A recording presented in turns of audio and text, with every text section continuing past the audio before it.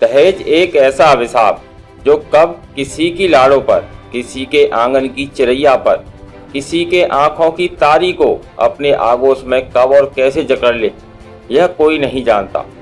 हर बाबुल अपनी बेटी को ब्याहते समय यही कोशिश करता है कि वह अपनी लाड़ों को इतना कुछ दे कि उसके माथे पर सिकन तक न आए।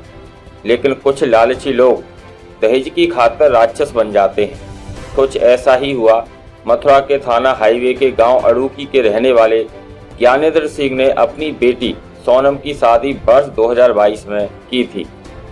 ज्ञानेंद्र ने अपनी बेटी सोनम की शादी विकास नगर कॉलोनी भरतपुर राजस्थान के रहने वाले देवेंद्र के साथ की थी। पिता होने के नाते ज्ञानेंद्र ने वह सब कुछ किया जो हर एक बेटी का पिता करता है। अपनी बेटी की खुशी के लिए ज्ञानेंद्र ने 25 से 30 लाख रुपए शादी में पानी की तरह बहाए, लेकिन दहेज के राक्षसों को यह रास नहीं आया और 15 दिन बाद ही नए नए आइडिया से रुपए की मांग शुरू कर दी। जब इच्छा पूरी नहीं हुई तो शुरू हो गया बाबुल की बेटी के उत्पीड़न का सिलसिला। आलम यह रहा कि सोनम के साथ ससुरालिया मारपीट करने लगे। सोनम को अंदरूनी चोट आई। इसके कारण सोनम के पिता अपने घर अड़ूकी ले आए और उनका इलाज कराया। परंतु आज यानी 15 जून 2023 को सोनम ने अंतिम सांस ली। मौजूद लोगों ने जानकारी देते हुए बताया, मेरा नाम सुरेश धनगर है। मैं अड़ूकी से पूर्व पार्षद रहा हूँ। पिछले दिनों की घटना है, सितंबर 2022 की। ये हमारे यहाँ के ज्ञानेंद्र जी हैं, वैसे इनको पप्पू के नाम से जानते हैं। इनको यहाँ डीलर भी हैं। इनकी लड़की की शादी भरतपुर में हुई थी। मैं शादी में भी गया था, लगन सगाई में भी गया था। शादी इनकी भरतपुर रोड पे मैरिज होम में हुई थी। तो काफ़ी दिनों से शादी हो गई थी, काफ़ी दिनों से लग रहा था कि परेशान है लड़की। तो ये गए थे एक दिन, तो सितंबर में इनका मेरे पास फ़ोन आया था कि पार्षद जी ऐसे ऐसे बात है और हमको यहाँ बंधक बना लिया इन लोगों ने। मैंने किन लोगों ने कि ये हमारी लाली है, सोनू कहते थे शायद इनकी बेटी का नाम, कि वो वहाँ बंधक, हम उनके घर पे गए थे और लाली का फ़ोन आया था कि ऐसे ऐसी परेशानी है। तो हम घर पे गए थे तो इनका बेटा और ये इन दोनों को, जो पप्पू भैया, इनको दोनों को बंधक बना लिया वहाँ। तो इनका कैसे भी करके इन्होंने अंदर से फ़ोन किया। हम गए यहाँ से अपनी गाड़ी लेके, मैं खुद गया था, 2 लोग और गए थे मेरे साथ में। तो हमने वहाँ के लोकल पार्षद थे भरतपुर के, हमने उनको फ़ोन किया। उन्होंने वहाँ की जो लोकल पुलिस थी उनके द्वारा इनको वहाँ से निकलवाया। पूरब में भी बिल्कुल घर में बंद कर दिया था। काफ़ी हम गए थे रात को, तो वो बात करने के लिए तैयार नहीं थे। हाँ बिल्कुल मिले थे। रो रही थी वो, तो शरीर पे भी चोट के निशान थे। बता रही थी भैया है मेरे ये, तो चाचा ही कहती थी मुझसे कि चाचा ऐसे ऐसे मेरे साथ मारपीट भी करते हैं। बेटा तुमने बताया क्यों नहीं पहले? कि मैं इसी वजह से नहीं बताया कि घर बिगड़ जाएगा मेरा। इसी चक्कर में आज तक इन्होंने कोई FIR वगैरह भी नहीं की। पूर्व में भी कई बार इनको मारा पीटा, बिटिया को। इनसे भी मैंने कई बार कहा, मैंने कि वहाँ लोगों को ले जाके बात करिए अब। तो उन्होंने बात भी की रिश्तेदारों को ले जाके, लेकिन उनके समझ में यानी बहुत ही क्रूर व्यक्ति हैं वो। और इनके साथ में धोखाधड़ी भी की है। इनको कोई सरकारी जॉब में बताया था लड़के को। उन्होंने शादी में अच्छा पैसा भी लगाया था। इनके मतलब कहते हैं ना कि अपने शरीर से ज़्यादा कोई कर दे पैसा, वो इन्होंने किया था। MH गाड़ी भी दी थी और पैसा नकद भी दिया था। तो ओवरऑल बात यह है कि बहुत ही बेकार लोग हैं वो। अब तक मेरी जो संज्ञान में अब तक यहाँ तक कोई आया नहीं है उनमें से। अभी ये कैसी बेटी यहाँ पर कैसे आई? बेटी खत्म हो गई। ये लगातार बेटी बीमार चल रही थी, लगातार ये वहाँ जाते थे। भरतपुर और जयपुर में इलाज भी कराया इन्होंने, ऑपरेशन वगैरह हुआ था उसका। जयपुर ले गए थे तो इनसे कह गए कि हम पैसे लेके आ रहे हैं, और अभी तक लौट के नहीं आए। बहुत कारणों को लेकर किया जाता था। अब पता नहीं, वो कहते थे कि बिजनेस में थोड़ा घाटा जा रहा है, पैसे वैसे की मांग करते थे। अब आप समझते हैं कि लालची लोग होते हैं। बिल्कुल बिल्कुल। और मेरा तो ये बात है कि अब तक नहीं कोई आया। अब तो आना चाहिए था, ऐसे मौके पे तो कम से कम आना चाहिए था। यहाँ सामाजिक अगर लोग होते हुए तो यहाँ आना चाहिए था उनको। कोई बात थी भाई, चलो हो गया जो हो गया। अब ये लास्ट समय था बेटी का, इससे बड़ा इनके लिए तो कुछ नहीं।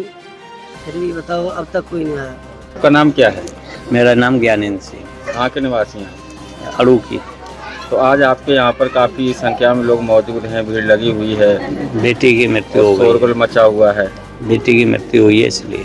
तो आपकी ये बेटी शादीशुदा थी? शादीशुदा थी। तो कब किया आपने शादी? 6 फरवरी 2022 को। तो क्या दिक्कत हो गई कि बेटी की मृत्यु आपके यहाँ पर हुई, जबकि हमारे समाज कहता है कि बेटी एक बार शादी हो जाए तो उसकी अर्थी ससुराल से उठती है। उसको वहाँ नाजायज़ परेशान करते थे। किस तरीके से परेशान? दहेज ज़्यादा मांग रहे थे। मैंने 28 लाख रुपए शादी में लगाए, वो 50 लाख मांग रहे। 10 लाख रुपए मेरे प्रमोशन होने वाला है, मुझे 10 लाख रुपए नकद लेके आ, और उसने मना कर दिया तो उसको बहुत ज़्यादा टॉर्चर किया। परेशानी की कोई वजह बताई होगी? परेशानी की वजह बताई कि वो नाजायज़ टॉर्चर कर रहे थे दहेज को लेके। किस तरीके से टॉर्चर किया? क्या दहेज मांग रहे थे कि अभी मेरा प्रमोशन होने वाला है, उसमें 10 लाख रुपए देने हैं। शादी में भी आपने दहेज दिया था? 28 लाख रुपए लगाया शादी में। उसके बाद भी और दहेज मांगा गया? और मांग रहे थे, और मुझे ऐसा ही राजस्थान पुलिस में ऐसा ही बताया था, जबकि वो संविदा पे फर्जी एक पुलिस कंट्रोल रूम में नौकरी करता है। फिर क्या किया आपने? 8,000 रुपये दहेज दिया मैंने। होंडा अमेज गाड़ी दी, 5 लाख कैश दिया था। नहीं, और जो 10 लाख रुपए बाद में मांगा वो दिया मेरे आपने? पास थे ही नहीं, मैं कहाँ से दूँ? मैं परेशान हो गया, शादी में ही पूरा पैसा लग गया, मैं कहाँ से दूँ? इस बात को लेके लड़की को टॉर्चर करने लगे, उसको जहर खुरानी का भी शिकार हुई। फिर ज़्यादा उसकी हालत ख़राब हो गई तो उसको हम गाड़ी में डाल के घर ले आए। तो 10 महीना हमने यहाँ इलाज कराया, उसके बाद आज उसकी डेथ हो गई। लोगों की तरफ से कोई सूचना थी आपको? कोई सूचना नहीं, न कोई देखने आया 10 महीने के समय अभी में। आपने सूचना की है वहाँ पर? सबको मालूम है। तो सूचना कर दी है। अभी तो कोई अभी भी कोई नहीं आया? नहीं, कोई नहीं आया। आपने थाने में तहरीर दी है? तहरीर दे दी, तो थाने वालों में आपकी तहरीर दर्ज हो गई? आए थे, हल्का इंचार्ज आए थे। तो उसकी कॉपी मिली आपको? मिल जाएगी, कल मिल जाएगी। तो अब आप कोई और जानकारी देना चाहेंगे आपकी बेटी के संबंध में? बस मैं तो इतनी जानकारी देना चाहूँ कि इन नालायकों के खिलाफ कठोर कार्रवाई की जाए। कौन लोग हैं, उनका नाम क्या है? उनका नाम है, लड़का है देवेंद्र जिसके साथ शादी हुई, उसका भाई है नवीन। इसके संबंध हैं अवैध, नवीन की वाइफ से देवेंद्र के। नहीं, अपनी भाभी से अवैध संबंधों को लेकर भी झगड़ा हुआ था बेटी का एक बार। और पिता है ब्रजलाल, और सास है प्रेमवती, और जेठानी है सीमा।